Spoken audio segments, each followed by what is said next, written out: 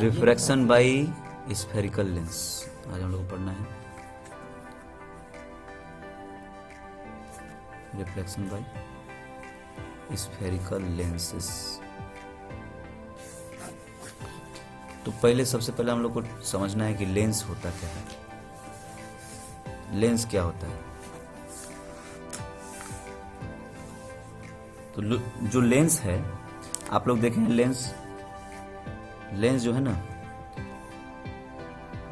Homogeneous material से बना रहता है। ठीक है, होमोजेनियस मटेरियल से बना रहता है, एक तरह का मटेरियल से बना रहेगा। और वो हो सकता है ग्लास भी हो सकता है। ठीक है, आजकल तो फाइबर के भी लेंस आते हैं, समझे।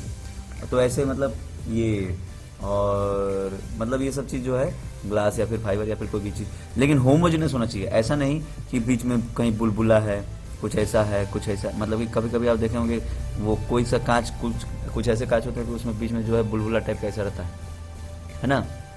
वो पेपर वेट देखे होंगे, टेबल पे रखने वाला, टेबल पे रहता है ऐसे, मतलब पेपर के ऊपर ऐसे रख देते पेपर वेट। तो वो जो पेपर वेट रहता है उसमें ऐसे कहीं कहीं ऐसे बुलबुला टाइप का दिखता है ना। वो बुलबुला, उसके अंदर जो है एयर बबल्स होते हैं, है ना, उस ग्लास के अंदर। वो एयर बबल्स, मतलब जब ग्लास बनाया जाता है ना, कांच को जब बनाया जाता है, माउल्ड किया जाता है, तो उसी टाइम में वो एयर बबल्स उसमें आ जाते हैं।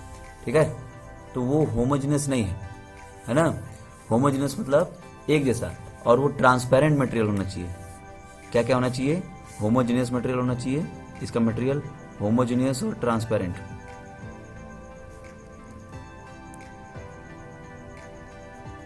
समझे? तो होमोजेनियस ट्रांसपेरेंट मटेरियल से बनता है। A lens is made up of homogeneous transparent material, है ना, through which light can easily pass and get refracted, और पास होगा और फिर रिफ्रैक्शन भी होगा उसमें, है ना। ये ट्रांसपेरेंट होना चाहिए। ट्रांसपेरेंट नहीं रहेगा तो फिर कैसे मतलब लेंस के तरह काम करेगा, समझे। तो ये चीज़।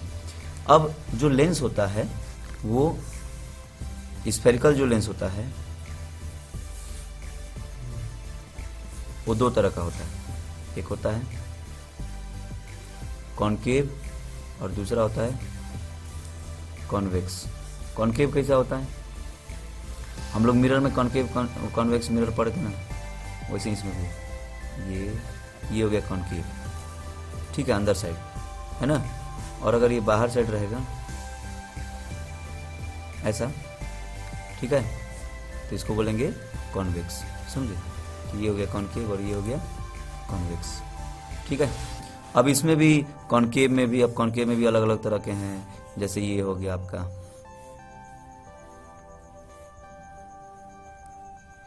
ये हो गया प्लेनो कॉनकेव, समझे। प्लेनो कॉनकेव मतलब एक साइड में ये प्लेन है, इसको बोलेंगे प्लेनो कॉनकेव। एक साइड में प्लेन और दूसरा साइड में कॉनकेव, है ना। ठीक है, अगर ये ऐसा रहेगा,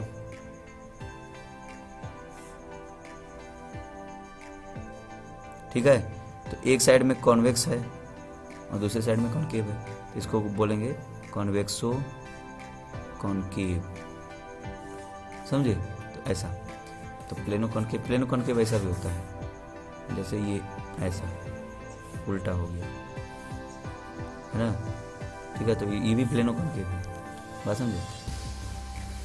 अब उसी तरह कॉन्वेक्स में भी, कॉन्वेक्स में ये अगर ये ऐसा हो या फिर ऐसा हो, अलग अलग, मतलब दोनों एक ही नहीं है, एक ही में सटा हुआ नहीं, अलग अलग है। तो इन दोनों को बोलेंगे प्लेनो कॉन्वेक्स, समझे। ये दोनों प्लेनो कॉन्वेक्स। और अगर ये ऐसा है,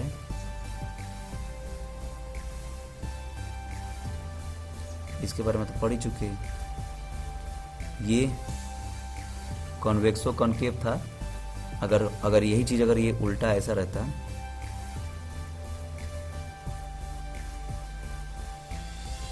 समझे, तो इसको बोलते हैं हम लोग कॉनकेवो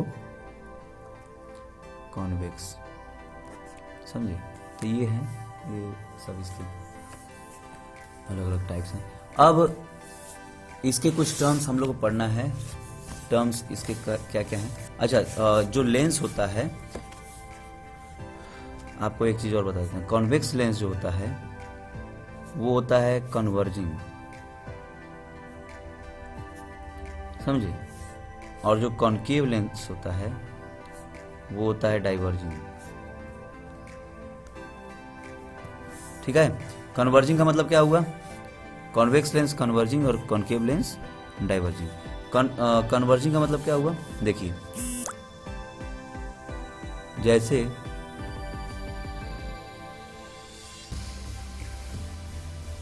ये हमारा लेंस है और जितने भी लाइट रे आएंगे इस लेंस में, जितने भी लाइट रे आएंगे वो सारे के सारे लाइट रे एक पॉइंट पे मिल जाएंगे। आगे जाकर के ऐसे एक पॉइंट पे कन्वर्ट हो जाएंगे।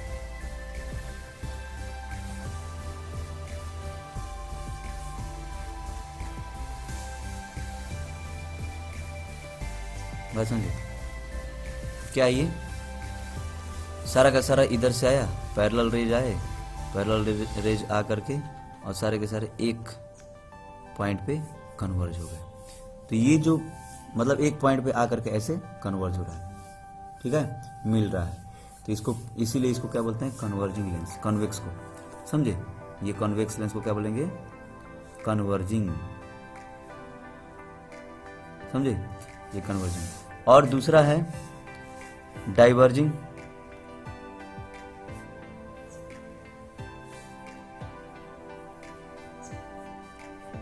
डाइवर्जिंग लेंस कैसा होता है?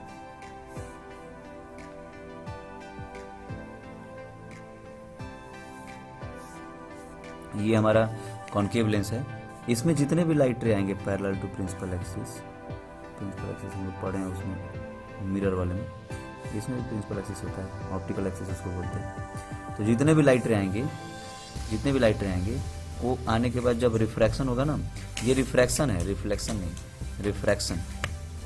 तो फिर उसके बाद ये रिफ्रैक्शन जब होगा तो ये सारे के सारे डाइवर्ज करेंगे, समझे। कहाँ से डाइवर्ज करेंगे? पीछे एक पॉइंट से मतलब ऐसा लगा कि इस पॉइंट से डाइवर्ज कर रहा है, समझे, है ना, है ना,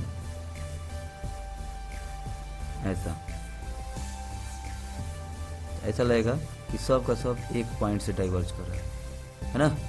तो इसको बोलेंगे डाइवर्जिंग लेंस। बात समझे? ऐसा महसूस मतलब कि ऐसा हम लोग को लगता है कि एक पॉइंट से सारे के सारे डाइवर्ज हो रहे हैं, इस पॉइंट से सब निकल रहे हैं बाहर, इसी पॉइंट से, ठीक है। तो इसको बोलते हैं डाइवर्जिंग लेंस, समझे। तो डाइवर्जिंग है, वही कॉन्केव भी है ना। तो ये चीज अब हम लोग देखेंगे टर्म्स रिलेटेड टू लेंस। जैसे स्फेरिकल मिरर में हम लोग पढ़े थे, वैसे ही स्फेरिकल लेंस में भी पढ़ेंगे। कौन कौन से टर्म्स? जैसे सबसे पहला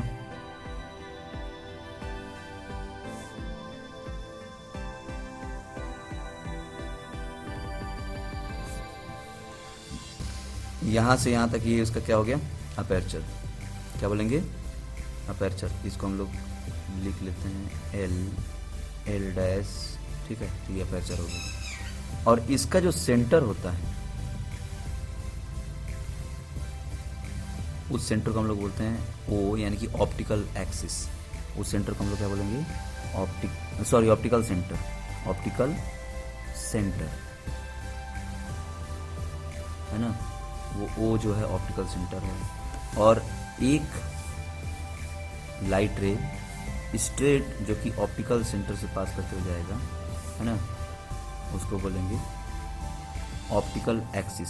अच्छा, दूसरी चीज, एक मिनट, आप उसमें रेडियस ऑफ कर्वेचर और सेंटर ऑफ कर्वेचर के बारे में पढ़े थे।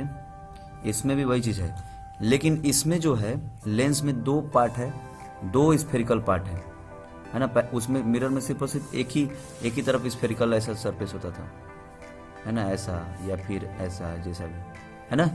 लेकिन इसमें दो है, दो है तो हम लोग मतलब लेंस में आर पार, जैसे लेंस को हम लोग उल्टा करके भी देख सकते हैं, देख सकते हैं ना। मिरर को उल्टा करके नहीं देख सकते, मिरर को उल्टा करेंगे तो क्या दिखेगा, कुछ नहीं, है ना। सिल्वर पेंट रहता है दूसरी साइड में, लेकिन इसको हम लोग उल्टा करके भी देख सकते हैं। रिफ्रैक्शन जो होता है इसमें दोनों साइड से होता है ना।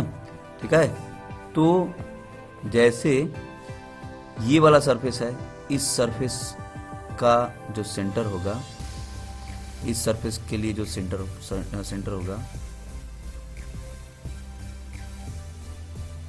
ठीक है, उसके लिए जो सेंटर होगा, मान लीजिए यहाँ सेंटर, ठीक है, उसको बोलेंगे सेंटर ऑफ कर्वेचर इसका, और उसको हम लोग 2F से डिनोट करते हैं, 2F2, है ना, दूसरी साइड है तो 2F2। अब इसका जो सेंटर होगा,